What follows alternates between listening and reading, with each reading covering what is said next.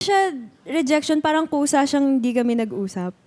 Para siyang situationship na nirereto sa akin.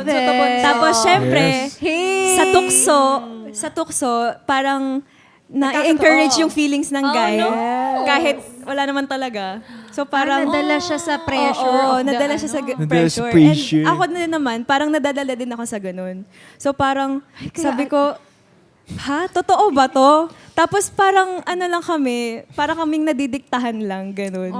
Kaya alam mo, delikado din minsan yung mga tukso-tukso ng mga... Actually. Kaya lalo na sa mga nakaka-bad trip talaga, yung mga... Lalo, magulang mo yung tumulong. Siya na yung nagpupush ng, jowa ka na! Yung hindi gagalaw yung guy unless hindi sinasabi ng nanay. Exactly. Parang ganun. Oh my God. Hindi, tsaka alam mo yung naiisip ko dyan, yung mga tao na may jowa, tapos yung tinutukso ng mga friends. Sa iba pa, ang respeto naman. Tigil nyo yan! Totoo. Nakakairita. Totoo. Masama yan. But yan, no.